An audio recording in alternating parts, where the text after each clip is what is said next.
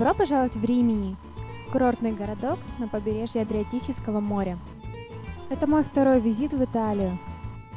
В этот раз я буду знакомиться с самыми интересными городами ее севера, а именно с Миланом, Турином и Венецией.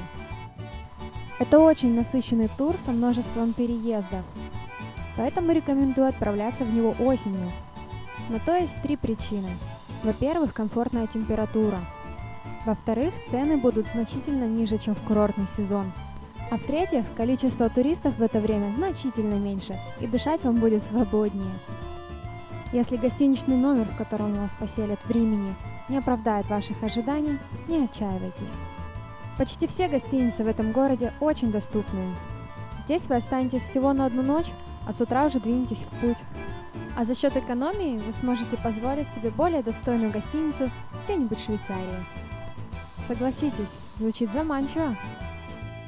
С утра нас ждет Милан. Ну а пока перед сном можно насладиться созерцанием картин Ван Гога, конечно, настоящих. Видите подпись? И телевидением на красивом итальянском языке. Se davvero tu sai tutto, com'è che questo non lo sai? È stata presentata colei che dubita. Nessun altro dubita? Io sì, un pochino. Papà diceva, gli aculei dell'Istrice ti faranno da guida. Aspetta, tu sei un Istrice. Io sono l'Istrice. А вот и утро. Поехали в Милан? По дороге будет остановка в классном магазине, где можно купить съедобные сувениры. Оливковое масло, специи, сушеные помидоры и, конечно, самый вкусный альпийский шоколад. Совет! Швейцарский шоколад для подарков лучше закупить в Италии. Качество не хуже, а выйдет дешевле. В Милане вас, скорее всего, поселят в 4-звездочную гостиницу.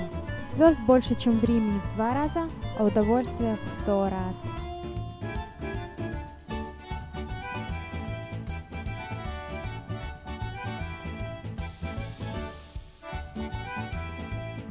Обожаю разглядывать всякие гостиничные штучки.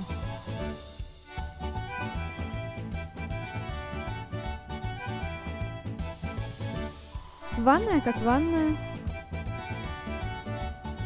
А вот и ваша покорная слуга.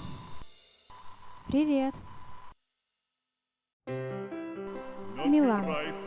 Для российского обывателя звучит пафосно и дорого. Но поверьте, здесь есть на что посмотреть, кроме крутых бутиков. В целом город выглядит вполне обычно, но за самым интересненьким нужно отправляться в центр. Так и поступим. Как вам этот игрок на пиле?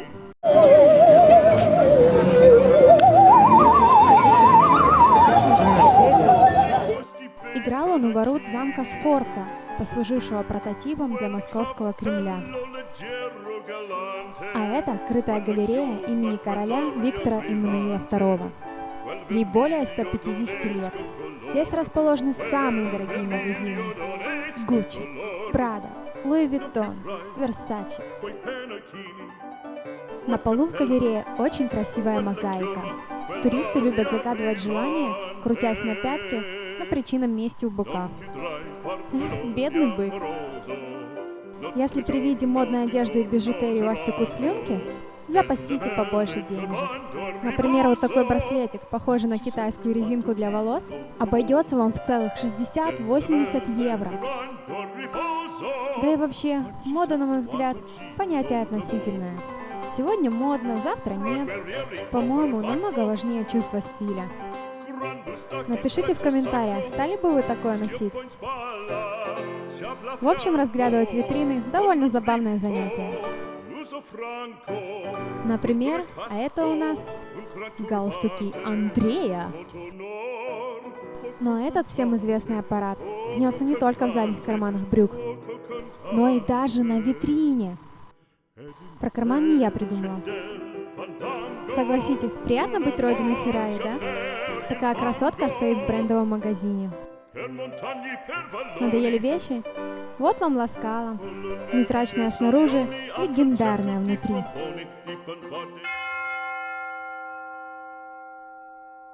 Ой, а где это мы? Куда мы поднимаемся с толпой японских туристов?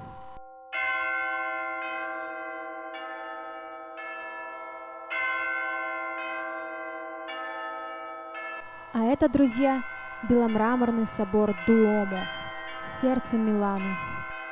Он увенчан золотой статуей Девы Марии, которой посвящен. Собор построен в готическом стиле. Его украшает 3400 статуй. Обязательно поднимитесь наверх, и вы не забудете этот вид никогда.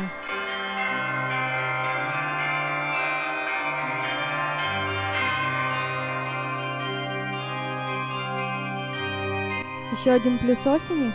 В это время на площади перед домом продают вкуснючие каштаны. Ночь вы проведете в том же отеле. В Европе заботливо относятся к экологии. Если ваше постельное белье вас устраивает, и вы не хотите, чтобы его поменяли, просто положите на кровать перед уходом вот такую бумажку. А утром мы направимся в Венецию.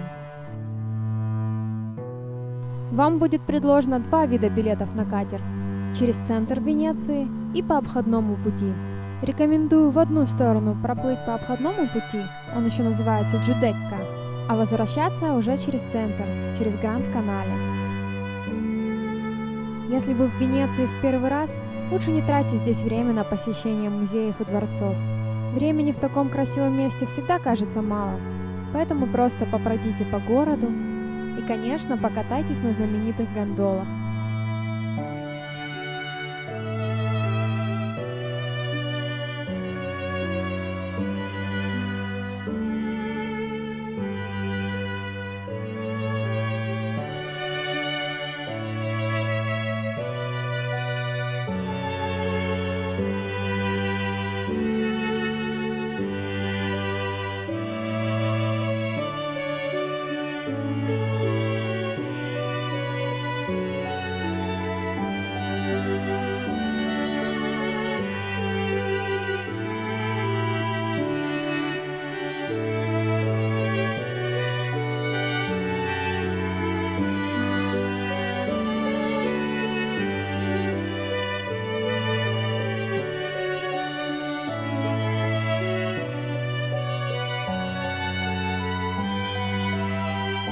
Как вы сами видите, Венеция – потрясающе красивое место.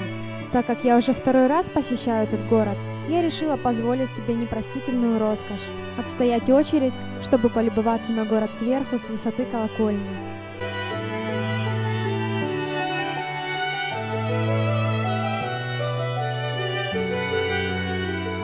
И оно того стоило. Правда ведь? Любуйтесь.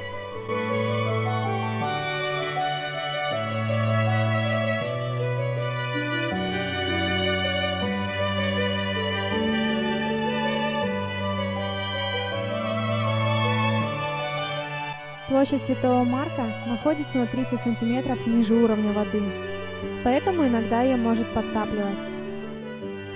Да и вообще, говорят, Венеции недолго осталось. Еще какой-то век-два, и пешком по ней ходить будет невозможно. Поэтому советую поторопиться, пока она не превратилась в настоящую Атлантиду. После Венеции вы проведете третью ночь в Милане, а на следующее утро вас ждет Швейцария. Но об этом в следующей серии. Подписывайтесь на канал, чтобы не пропустить новые выпуски. Приятных вам путешествий! Пока!